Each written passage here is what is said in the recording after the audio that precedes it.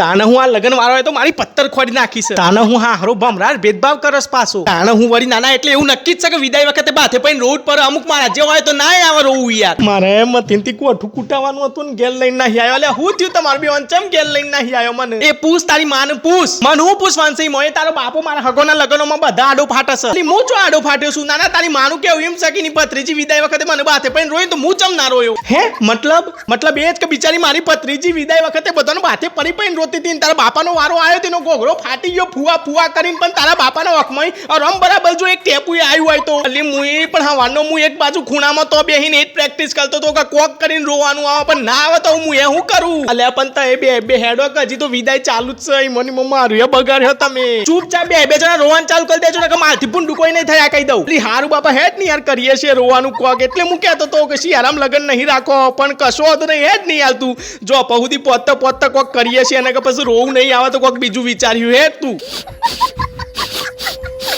એટલે તું તો મારા જેવા આ શું કરું છું. એટલે બાપુજી તમારી વાત સાચી છો. હું એ હારો હવાનો ટ્રાય કરું છું પણ રોવાનું આવતું જ નહીં ને. એટલે ભાઈ એ જ તો છે પણ હવે શું કરીએ કે કશો જ નહીં. તું હેડ નહીં યાર વિદાયમાં રોડ પર હે આજે ના મેર પણ તો આંખમાં ગોદા નાખીને રોવાનો ટ્રાય કર્યું અને છેલ્લે કશું ના થાય ને તો વિડીયો કેસેટ વાળા જોડે જઈને આપણી ઓખોના સીન જ કપાઈ નાખ્યું. પણ તું હેડ આજે વિદાયમાં રોવાનું છે આપણે.